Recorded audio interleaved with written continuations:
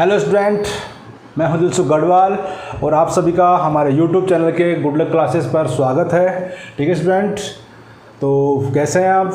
मज़े में हैं कि नहीं? मस्त हैं। तो मैं पढ़ा रहा था आपको 12th क्लास की फिजिक्स और अपना चैप्टर नंबर 3 कौन सा चल रहा था? विद्युत विभव। ठीक है स्टूडेंट, तो आज उसी के अंदर अपन नेक्स्ट टॉपिक पे आ रहे हैं कि एक समान विद्युत क्षेत्र है ना, विद्युत क्षेत्र एक समान है, उसके अंदर अगर अपन विद्युत द्विध्रुव रख रहे हैं, उसके ऊपर रखा हुआ उसके अंदर, तो उसकी स्थितिज ऊर्जा का मान क्या होता है। ठीक है स्टूडेंट, तो वही एडिंग है। अपनी कॉपी और पेन लेकर आप स्टार्ट कर दो आप, या फिर ऐसा करो पहले समझा करो फिर बाद में इसको उतार लिया करो। ठीक है, तो रेडी हो? ओके। तो एक समान विद्युत क्षेत्र में विद्युत द्विध्रुव की स्थितिज ऊर्जा, तो अपन ने मान लिया कि एक समान विद्युत क्षेत्र है, ये डायग्राम बना दिया। आपको पता है ना कि एक समान विद्युत क्षेत्र को अपन कैसे दर्शाते हैं? समांतर रेखाओं के द्वारा। अगर समांतर रेखाएं वो बताती हैं कि एक समान विद्युत क्षेत्र है और उसके अंदर अपन ने एक विद्युत द्विध्रुव है थीटा कोण पर रखा हुआ है इसके अंदर। तो इसकी जो विद्युत द्विध्रुव की जो स्थितिज ऊर्जा होती है ना, वो क्या होती है? अगर एक समान बाह्य विद्युत क्षेत्र में अगर रखे हुए इसके अंदर, तो क्या होता है कि अनंत से किसी विद्युत द्विध्रुव को किसी विद्युत क्षेत्र में लाकर रखने में, किसी कोण पर लाकर रखने में किया गया कार्य क्या होता है? विद्युत स्थितिज ऊर्जा कहलाती है इसकी। ठीक है, तो पहले इसकी अपन डेफिनेशन लिख लेते हैं। आप लिख लेना पहले। आप क्या लिखोगे इसकी डेफिनेशन? कि अनंत से, कहाँ से लेके आते हैं अपन इसको? अनंत से लेके आते हैं ना, कि अनंत से विद्युत द्विध्रुव, अनंत से विद्युत द्विध्रुव को, अनंत से विद्युत द्विध्रुव को किसी विद्युत क्षेत्र में, किसी विद्युत क्षेत्र में किसी कोण पर रखने में किया गया कार्य ही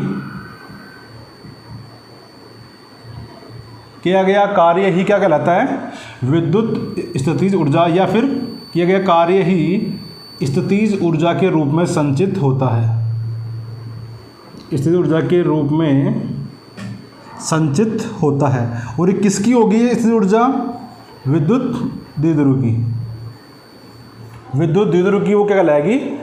स्थितिज ऊर्जा कहलाएगी। ठीक है स्टूडेंट, तो ये तो इसकी हो गई डेफिनेशन। अब इसका अगर डेरिवेशन बात करते हैं तो बताओ, अगर इसको अपन अनंत से लेके आते हैं ना इसको, तो इस कार्य को अपन 2 पार्ट्स में डिवाइड कर लेते हैं। कि पहले तो जो अपना ये विद्युत द्विध्रुव है, इसको अनंत से लाकर इसके विद्युत क्षेत्र के समांतर लाके रखते हैं, और समांतर लाके रखने के बाद में इसको क्या करते हैं? किसी कोण पर अपन घुमाते हैं। ठीक है, अपने पिछले वीडियो में पढ़ा भी है ना कि कुछ कोण पर घुमाते हैं तो कार्य का मान कितना होगा। तो अपन पहले इसको समांतर लाके यहाँ पे स्थापित करेंगे, फिर इसको किसी कोण पर क्या करेंगे? अपन इसको घुमाएंगे। ठीक है स्टूडेंट, तो मैं इसको उतार लिया होगा आपको ना, मैं इसको मिटा देता हूँ और आगे देखो इसमें करते हैं स्टार्ट। अपन पहले क्या करते हैं? सबसे पहले बताओ, अपन करते हैं कि सर्वप्रथम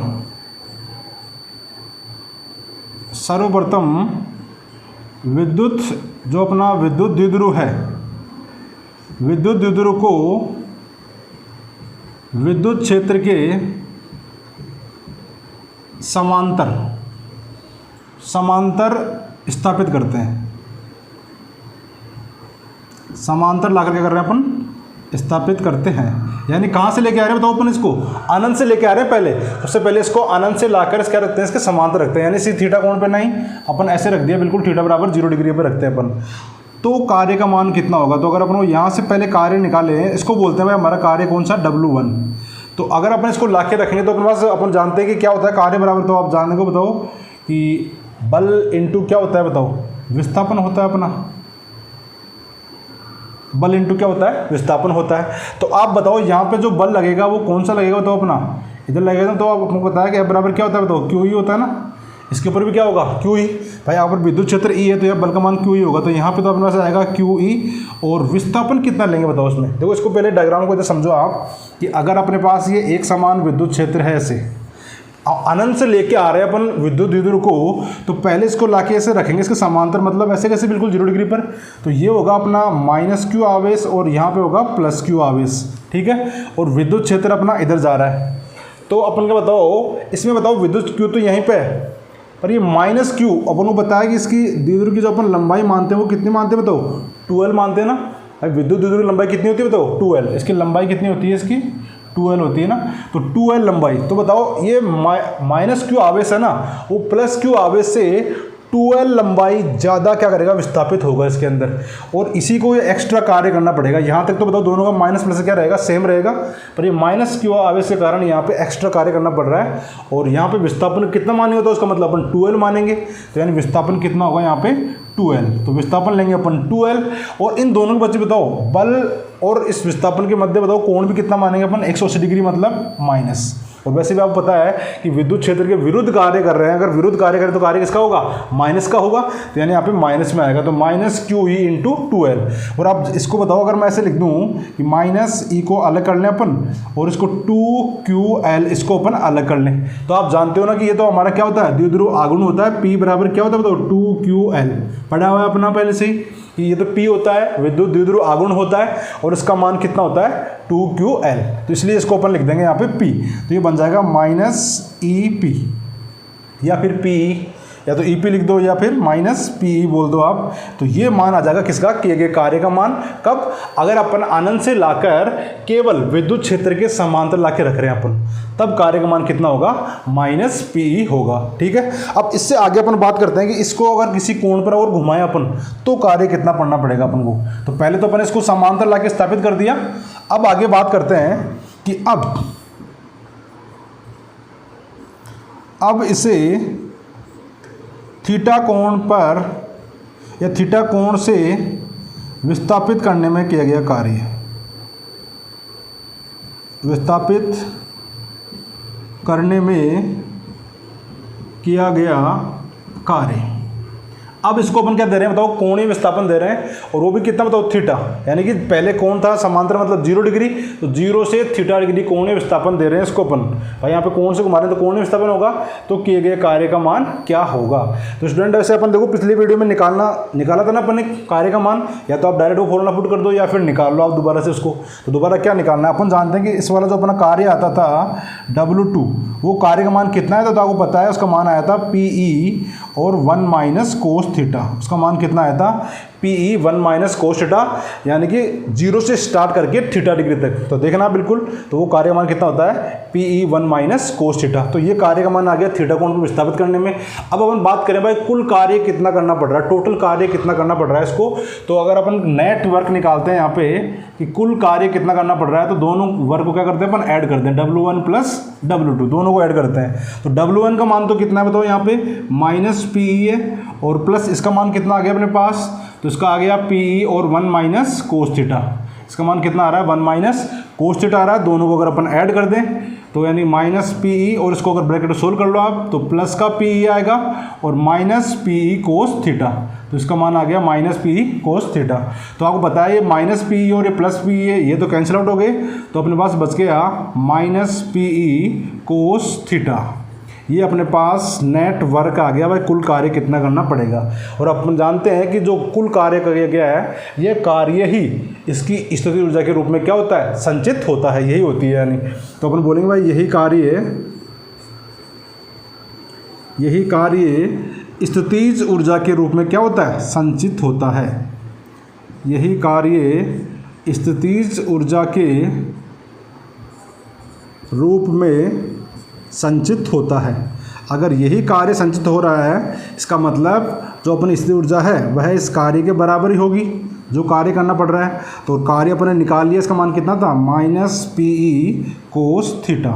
तो ये होती है जी अपनी विद्युत द्विध्रुव की स्थितिज ऊर्जा, किसमें, एक समान विद्युत क्षेत्र E वेक्टर के अंदर। तो ये मान आ गया अपने पास। इसको अगर अपन वेक्टर लिख सकते हैं, इसको वेक्टर फॉर्म में भी तो लिख सकते हैं, V इक्वल क्या जाएगा बताओ, इसको PE यानी P vector dot E vector भी बोल सकते हैं अपन, माइनस तो रहेगा साइन।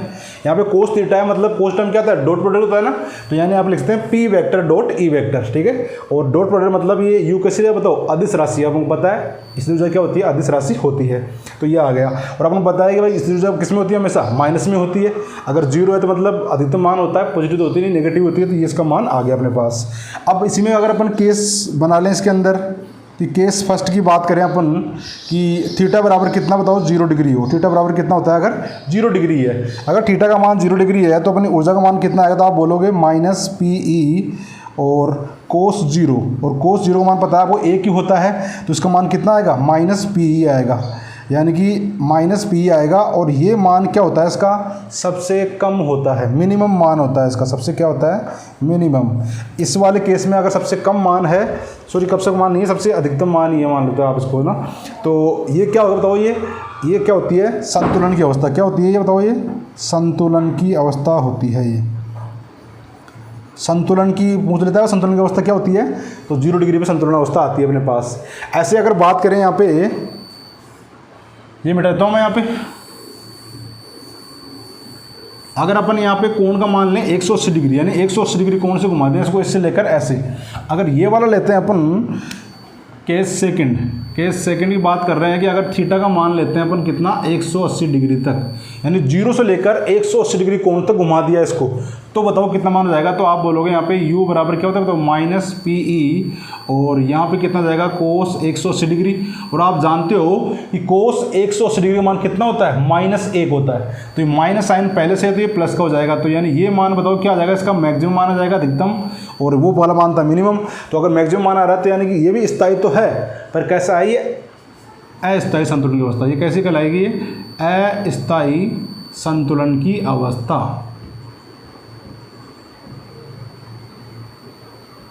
अस्थायी संतुलन की अवस्था कहलाती है, और ये कहलाती है स्थायी।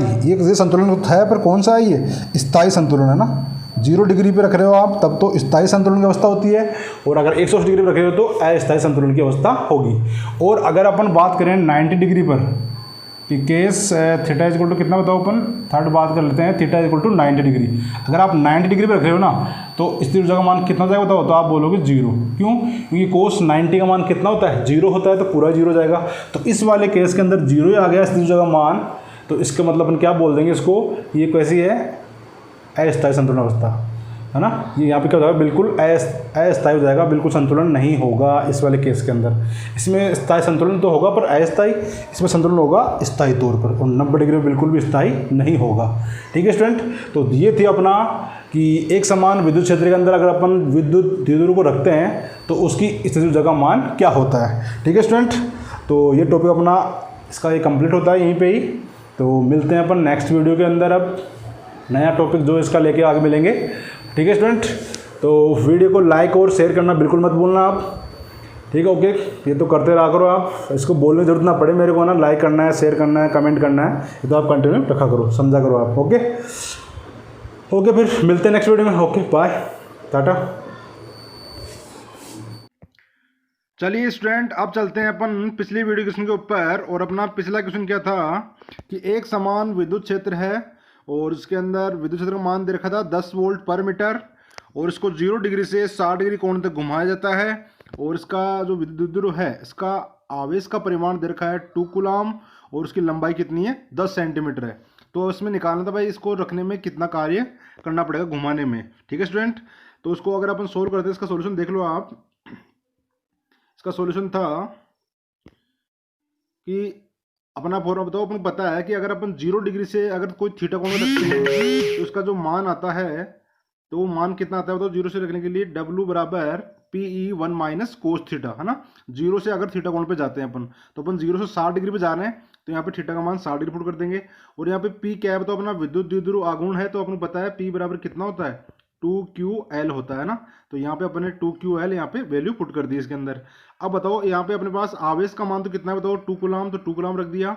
और जो यहाँ पे लंबाई दे रखी है वो विद्युत द्विध्रुव की लंबाई दे रखी है, तो पूरी अपन को 2L का मान दे रखा है 10 सेंटीमीटर, तो यहाँ पे 10 सेंटीमीटर रख दिया। पर अपन को चाहिए किसमें बताओ, सेंटीमीटर नहीं करते अपन, मीटर में रखते हैं वैल्यू यहाँ पे। तो मीटर में इससे मतलब 100 से डिवाइड मतलब 10⁻⁻2 कर दिया, और इंटू ई का मान कितना है 10 है, और ब्रैकेट 1 माइनस कोस थीटा का मान कितना है 60 डिग्री है। ठीक है स्टूडेंट, तो यहाँ से इसको अगर सोल्व करें अपन, तो अपन को पता है कि 10 और 10 कितना हो गया +2, और ये -2 यानी पूरा कैंसिल हो गया। तो अपने पास बचा क्या बताओ, अपने पास 2 बचा है, यहाँ पे 2 बच रहा है, और ब्रैकेट यानी कि यहाँ पे 1/2 रख दी वैल्यूज की। तो सोल्व करने पर कितना आ रहा है इसका आंसर 1 जूल, ठीक है ना। और अपन पता है कि कार्य का मान कितना होता है, मात्रक जूल ही होता है, इसलिए इसका आंसर कितना आएगा 1 जूल आंसर आएगा। ओके स्टूडेंट, अब देख लेते हैं यहाँ पे कमेंट किस किसी ने क्या किया है। देखो अज्जू प्रजापति ने किया है 3 जूल। ये 3 कहाँ से आ गया? इसमें तो 3 तो कोई आने वाला था ही नहीं कहीं पे। और ग्यारसीलाल प्रजापति रोड, ओके। सागर, इन्होंने आंसर दिया ही नहीं। आगे चलते हैं। और नेक्स्ट आता है अपने पास आदित्य जैमन का बिल्कुल राइट आंसर है 1 जूल। पूजा प्रजापति 10 जूल, इसने पावर सोल्व करने में मिस्टेक हो गई। और हर्ष प्रजापति बिल्कुल राइट आंसर है 1 जूल। ठीक है स्टूडेंट, तो ये आपके कमेंट थे, कमेंट करते रहो इसी प्रकार। आप चलते हैं अपन आज के क्वेश्चन। और आज के क्वेश्चन ये है आपकी स्क्रीन के ऊपर। तो ये है एक समान विद्युत क्षेत्र है 20 वोल्ट पर मीटर, और इसमें 60 डिग्री कोण पर रखने में, द्विध्रुव को रखने में कितना कार्य करना पड़ेगा। और इसका आपको आघूर्ण डायरेक्ट दे रखा है 5 कूलम इंटू मीटर ना। ठीक है स्टूडेंट, तो इसका आप कमेंट करना और वीडियो को लाइक और शेयर करना मत भूलना। Okay, thank you, bye, Tata.